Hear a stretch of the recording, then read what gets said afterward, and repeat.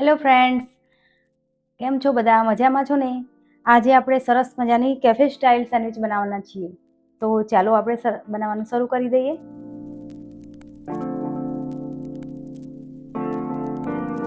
ચાલો આપણે સેન્ડવિચ માટે પહેલા ગ્રીન ચટણી બનાવી લઈએ.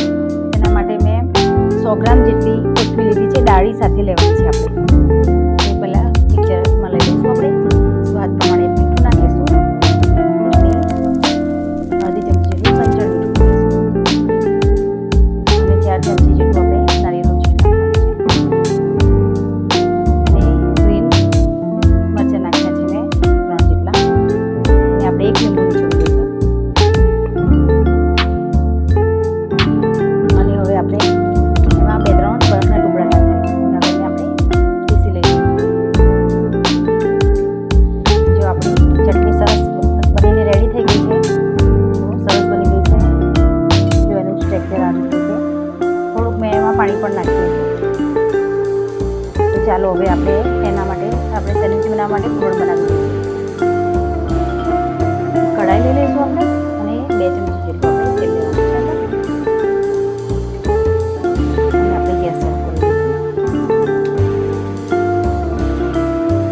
થોડુંક આપણું તેલ ગરમ થાય ને એટલે એમાં આપણે હિંગ નાખી દેવાની છે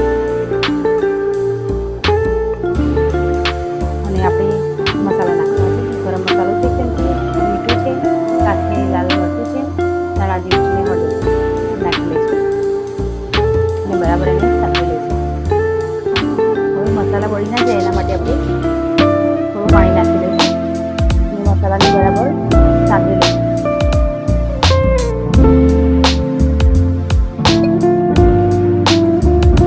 મસાલા બરાબર સતરાઈ જાય એટલે આપણે એમાં બટાકા નાખી દઈશું.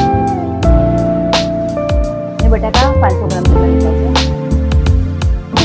પહેલાં દૂધ બાફીને લઈ લીધા છે અને ઠંડા કરી દીધા એ નાખી દઈશું આપણે. હાથેથી પકડીને નાખી બરાબર મિક્સ કરી દઈશું.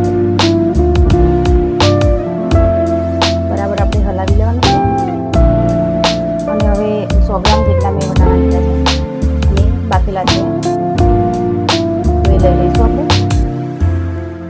અને પ્રોપર બધું મિક્સ કરીશું અને આપણે એને મેશ કરી લેવાનું છે બરાબર. હવે એમાં આપણે સેન્ડવિચ મસાલો નાખી દઈશું 2 ચમચી જેટલો અને બધું બરાબર હલાવી અને આપણે મેશ કરી દઈશું.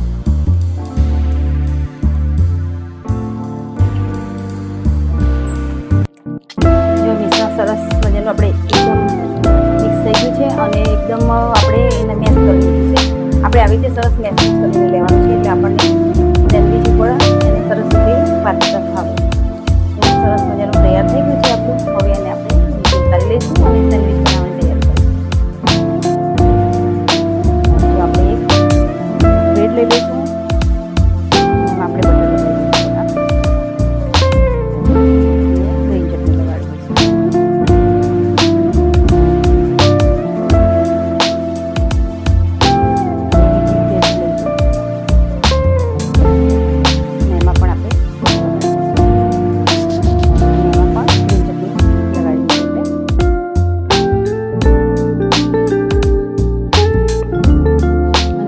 બટાકાનું પૂરણ બનાવ્યું હતું, આલુ મટરનું પૂરણ એ પાથરી દઈશું આપણે સરસ રીતે.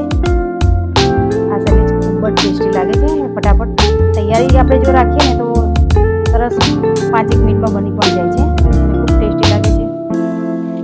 જો તમને સાંજના ટાઈમે નાસ્તામાં પણ મજા આવે છે અને રાત્રે ડિનરમાં પણ તમે લઈ શકો છો અને ખૂબ સરસ ટેસ્ટી બને છે. અને આ સ્લાઈસ છે એક ઉપર મૂકી દઈશું આપણે અને ઉપર આપણે બટર લગાડી દઈશું અને આપણે ગ્રીલ કરી લેવાની છે. પછી